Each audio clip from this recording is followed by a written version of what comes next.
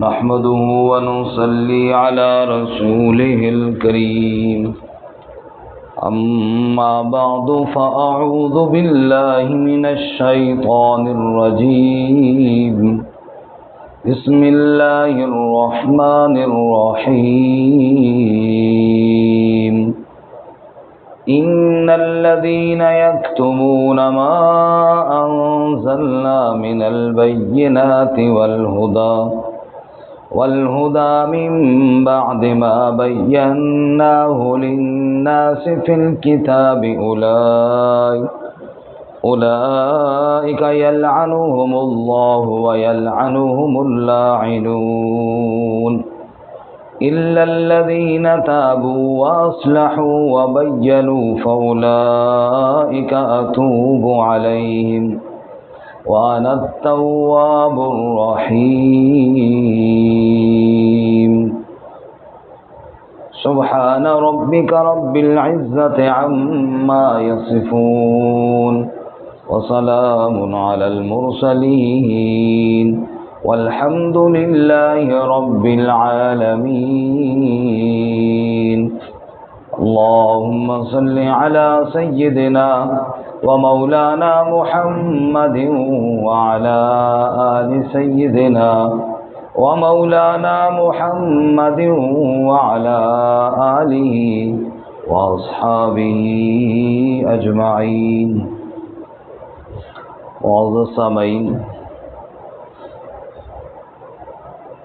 رسول اللہ صلی اللہ علیہ وسلم نے مدینہ منورہ میں جب آ کر دعوت کا آغاز فرمایا تو یہود کی طرف سے خصوصاً ان کے علماء کی طرف سے مختلف قسم کے شبہات لوگوں کے دلوں میں ڈالے جانے کی کوشش کی گئی اور مختلف اعتراضات کیے گئے، حالانکہ یہ لوگ اندر سے یہ جانتے تھے کہ آپ اللہ کے سچے نبی ہیں۔ ابھی ہم نے پچھلے رکوع میں اس سے پچھلے رکوع میں پڑھا، ایسے جانتے تھے جیسے بندہ اپنے سگے بیٹے کو جانتا ہے، لیکن ضد اور ہٹ درمی تھی، اور وجہ صرف یہ تھی کہ رسول اللہ صلی اللہ علیہ وسلم کے اوپر اگر ایمان لے آتے تو وہ جو دنیا میں ان کا ایک مقام بنا ہوا تھا، لوگ ان کو اپنا راہبر اور رہنما مانتے تھے، وہ پوزیشن تھوڑی خراب ہوتی تھی۔ تو آج کے سبق میں اللہ تعالیٰ نے ایسے بدبخت علماء جو جان بوجھ کر دنیا کے مفاد کے لیے دین حق کو چھپائیں، ان کی مذمت بیان فرمائی ہے۔ فرمایا یہ اللہ کی لعنت کے حقدار ہیں ایسے لوگ، ان پر اللہ تعالیٰ کی پھٹکار ہے جو صرف دنیا کے چار ٹکوں کے لیے یا دنیا کے تھوڑی سی آؤ بھگت کے لیے اللہ تعالیٰ کے دین کو چھپاتے ہیں اور دنیا کے چار پیسوں کے لیے جھوٹ بولتے ہیں اور اللہ کی آیات کو لوگوں کے سامنے بیان نہیں کرتے۔ فرمایا ان الذین، بے شک وہ لوگ، یکتمون، جو چھپاتے ہیں، ما انزلنا، جو ہم نے نازل کیا، من البینات والہدی، واضح دلائل اور ہدایت سے، جو ہم نے نازل کی واضح آیات، جو ہم نے ہدایت کی آیتیں نازل کی، ان کو جو لوگ چھپاتے ہیں، من بعد ما بیناہ للناس فی الکتاب، اس کے بعد جب ہم نے اس کو بیان کر دیا لوگوں کے لیے کتاب میں، اللہ کہتے ہیں ہم نے کتاب میں بیان کر دیا، وہ آگے چھپاتے ہیں۔ علماء کی ذمہ داری اللہ کی آیات کو بیان کرنا، اللہ کی کتاب کی آیات کو بیان کرنا، یہ فرض ہے علماء پر۔ جو چھپاتے ہیں، اور بعض دفعہ شیطان ایسی پٹیاں پڑھاتا ہے، جی ٹھیک ہے اللہ تعالیٰ کی آیات تو ہیں لیکن فی الحال حکمت کا تقاضا ہے کہ ان کو بیان نہ کیا جائے۔ اللہ کہتا ہے من بعد ما بیناہ للناس، اس کے بعد تمہیں حکمت دکھائی دی جب ہم نے بیان کر دیا، اللہ نے بیان کر دی، تم زیادہ سمجھدار ہو نعوذ باللہ اللہ تعالیٰ سے کہ تم کہتے ہو کہ فی الحال ابھی نہیں۔ بھائی جس بات کو اللہ نے بیان کر دیا ہے وہی حکمت ہے کہ اس کو بیان کیا جائے۔ رب سے بڑھ کر کوئی حکمت والا ہے جی؟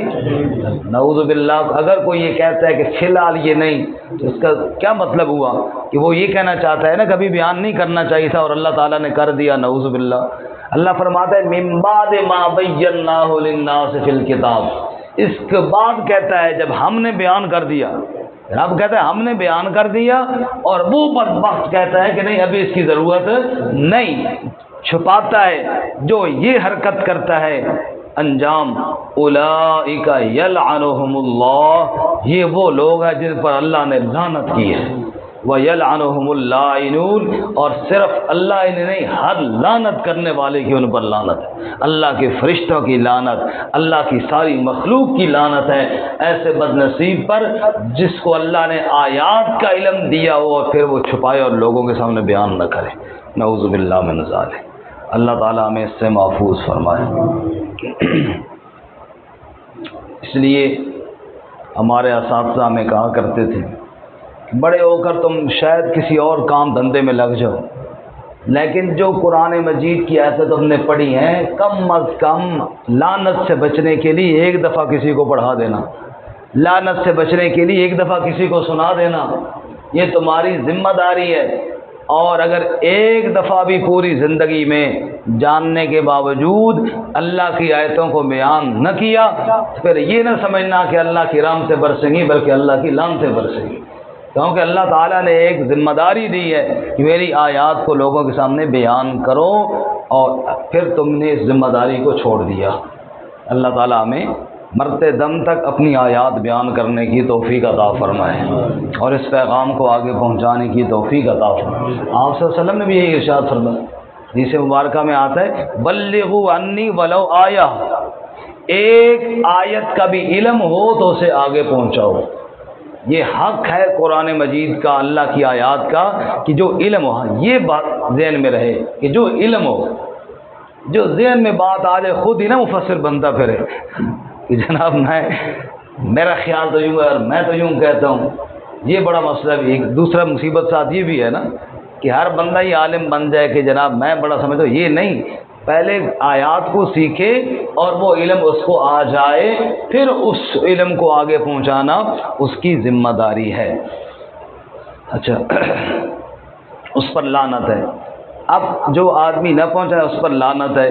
ہاں، جو توبہ کر لے اس کے لیے معافی ہے، لیکن عالم کی توبہ عام لوگوں کی طرح نہیں.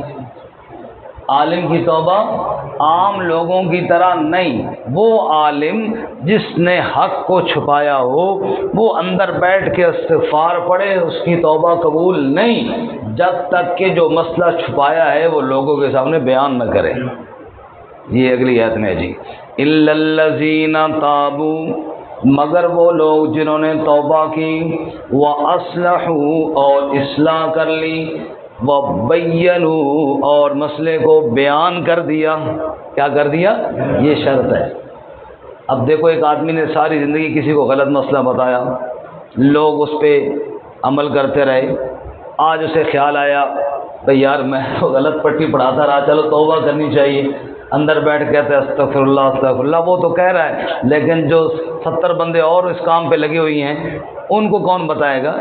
ان کو ایک دفعہ بتا دے کہ میں نے غلط بتایا تھا، پھر آگے وہ مانے نہ مانے وہ ان کا مسئلہ ہے. لیکن بینو، ایک دفعہ توبہ کے وقت اس مسئلے کو بیان کرنا اس عالم کی ذمہ داری ہے. اگر بیان نہیں کرے گا تو یہ مجرم رہے گا. صرف توبہ کرنے سے اس کی توبہ قبول نہیں ہوگی. ایک ہوتا ہے عام بدعمالیوں کی توبہ. ایک آدمی نے گناہ کیا، وہ جب بھی جہاں بھی توبہ کرے کہ یا اللہ مجھ سے غلطی ہو گئی، اپنی ذات کا گناہ ہے نا، وہ اللہ معاف فرمائیں گے. قرآن نے دوسرے مقام پر بیان کیا، فرمایا جس نے توبہ کی اور اصلاح کی فَأُولَٰئِكَ أَتُوبُ عَلَيْهِمْ، ان لوگوں کی اللہ توبہ قبول کر. 2 شرطیں، توبہ اور اصلاح. یہ عام بدعمالیوں کی توبہ ہے. غلطی ہو گئی، توبہ کی، اصلاح کی، اللہ معاف کر دے گا. لیکن علماء کی توبہ میں بینوں کی شرط ہے. اسی طرح منافق کی توبہ اللہ تعالیٰ نے 5ویں پارے کے آخر میں بیان کی، وہاں بھی ایک اور شرط ہے. وہاں اللہ تعالیٰ نے شرط لگائی کہ تابوا واصلحوا واعتصموا باللہ واخلصوا دینہم للہ.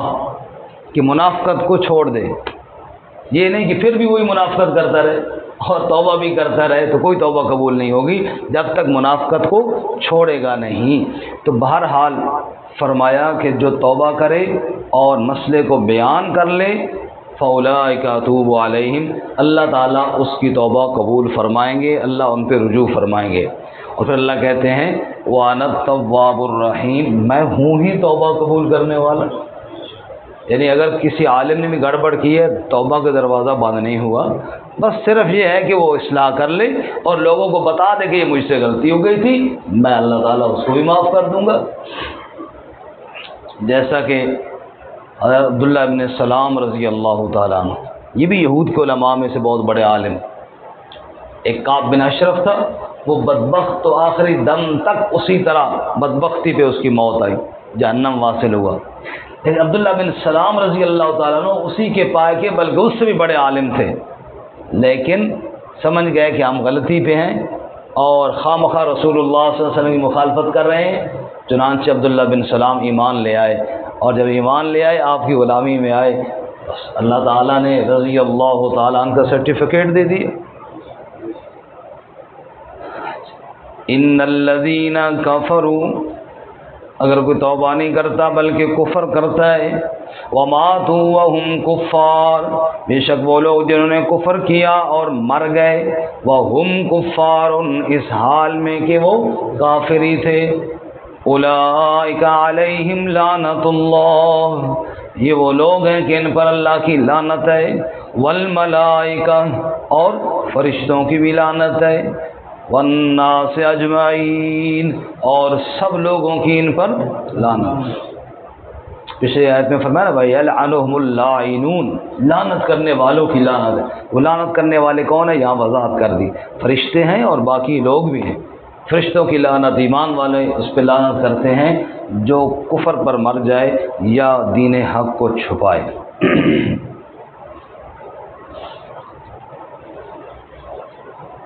خالدین فیہا، ہمیشہ ہمیشہ اسی لعنت میں رہنے والے ہیں۔ لا یخفف عنہم العذاب، ان سے عذاب ہلکا نہ کیا جائے گا، ولا ہم ینظرون، اور نہ وہ مہلت دیے جائیں گے، نہ مہلت ملے گی، نہ وقفہ ہوگا، نہ عذاب میں تخفیف ہوگی۔ اس لیے جس بندے کے بارے میں یہ یقین ہو کہ اس کی موت کفر پر آئی ہے، اس کے لیے بخشش کی دعا کرنے کی بھی اجازت نہیں۔ ما کان للنبی والذین آمنوا ان یستغفروا للمشرکین ولو کانوا اولی قربی، فرمایا 11ویں پارے میں سورۃ التوبہ میں، نہ نبی کے لیے جائز ہے نہ کسی ایمان والے کی جائز ہے کہ وہ مشرک کے لیے بخشش کی دعا کریں، من بعد ما تبین لهم انہم اصحاب الجحیم، اس کے بعد جب اللہ نے واضح کر دیا ہے کہ بھائی جس کی کفر اور شرک پر موت آئے گی میں نے اس کو معاف، اللہ نے واضح کرے پھر بھی کہے یا اللہ اس کو بخش، اللہ کہتے ہیں میں کہتا ہوں میں نہیں بخشوں گا، تم پھر کون ہوتے ہو نعوذ باللہ بڑے مہربان بننے والے؟ سب سے بڑا مہربان رحمان ہے، اور اس نے جو فیصلہ کیا ہے بس اس فیصلے کی ہم پابند ہیں، ہم اس فیصلے سے بڑھ کے اپنی طرف سے کوئی فیصلہ نہیں کر سکتے۔